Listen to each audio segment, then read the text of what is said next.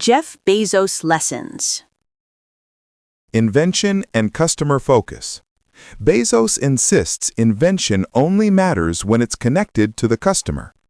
In this interview, Bezos emphasized Amazon's culture of customer obsession. If, in a world that's rapidly changing, and because of AI and all the technologies we have and the dynamism in the world, so many things are changing, and they're changing so rapidly. So if you think long term, it forces you to think, what are the points of stability? What is not going to change?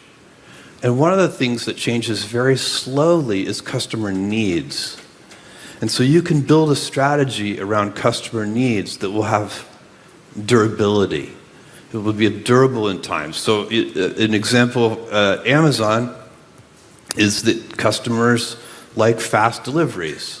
And so you would never expect 10 years from now, it would be impossible to imagine a customer saying, I love Amazon, I just wish you delivered a little more slowly. Or, I love Amazon, I just wish your prices were a little higher. Or, at Blue Origin, I love your rockets, but I just wish they were a little less reliable. And so you can, these ideas, these big ideas that are customer-based, they start with the customer. It's an idea that is in the customer's brain. Those are the ones, because human nature doesn't change rapidly. And so what we as customers want tends to change slowly. And if you base your energies and direction and strategies and tactics, everything that makes a company effective around those customer needs, then you can change the details of how you get there all the time, because the world is changing so rapidly. The technologies will change, your competitive set will change, everything will change except those needs.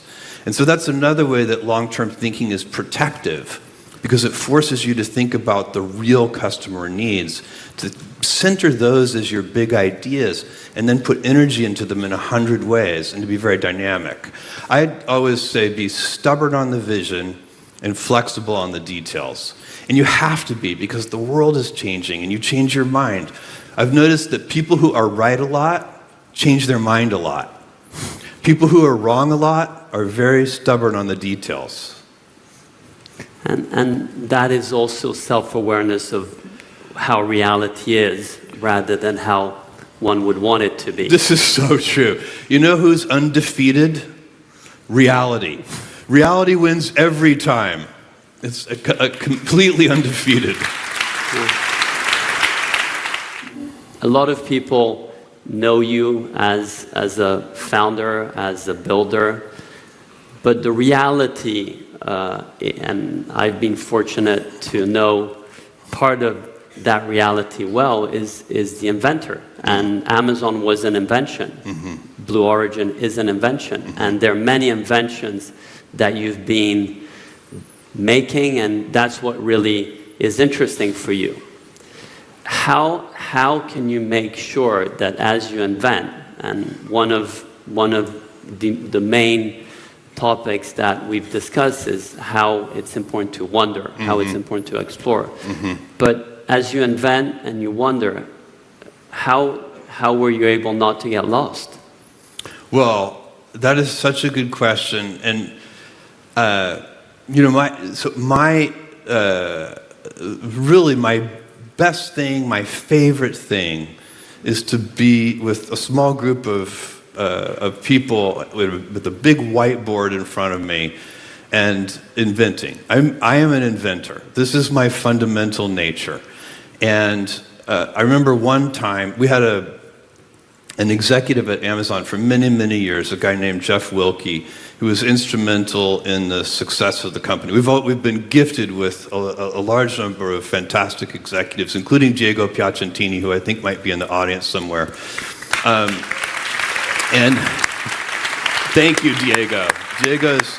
Diego's contributions to Amazon are legendary. And to Vento too. So thank you, Diego. And so one day in the early days, because I literally put me in front of a whiteboard and I can come up with 100 ideas in half an hour. And early in Amazon's history, Jeff Wilke came to me one day. He worked for Amazon for a quarter of a century, but this is when he probably knew me only for a year. And he said, Jeff, you have enough ideas to destroy Amazon. And this was such a shocking idea for me. As a founder, I had the great luxury of always being able to hire my tutors. They would hire these experienced senior executives, brilliant people like Diego and Jeff Wilke, and there were several others too. And I would listen to them, and they would teach me. And Jeff said, you have enough ideas per minute, per day, per week to destroy Amazon. I was like, what do you mean? He's like, you have to release the work at the right rate that the organization can accept it. And he was a manufacturing expert. And so, his view of the world was every time I released an idea, I was creating a backlog, a queue, work in process. And because it was just stacking up, it was adding no value, and in fact, it was creating distraction. And so he said, look, you have to figure out when to release these new ideas at a rate that the organization can accept them. And this sounds so obvious, but it was not obvious at the time to me. And this was a profound insight for me. And so I started prioritizing the ideas better, keeping lists of them, keeping them to myself until the organization was ready for the ideas. And then I also started figuring out, how can I build an organization that can be ready for more ideas? That's about having the right senior team and the right leadership and getting those people the executive bandwidth so that they could do more ideas per unit time. And so, and that is what we built. We built a company that's very good at inventing and doing more than one thing at a time. And you do want to build, as the company gets bigger, you do want to be able to do more than one thing at a time. But that idea of releasing the work was very profound for me. And it made us operationally more effective while still being inventive.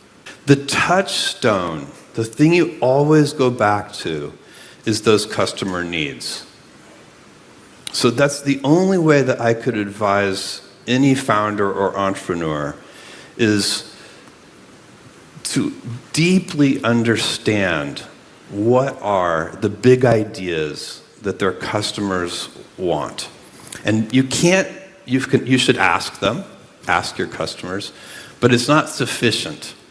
You also have to invent on their behalf, because the biggest breakthroughs, the most important ideas, customers don't know to ask. They don't know to ask for those things. That's why you have to dream, and you have to use your intuition and your gut and your heart. All of the data that gets used in business is essential. If you're in business and you're not looking at your data, trust me, your competitors are going to beat you. But if you're only looking at your data, you also will not win, or at least not win big. Because the most important decisions that every person makes when they're building something new is made with intuition. You cannot prove it, but you have an instinct and a hunch. And then you'll pay attention. If that turns out to be wrong, it won't be a big deal. You'll correct. Innovation without customer focus is wasted effort. Practical advice for entrepreneurs. Always start with the customer's pain point. Test inventions against real-world needs. Build feedback loops to refine products. Invention is only valuable if it serves people. What customer problem are you solving today? Leave your comment.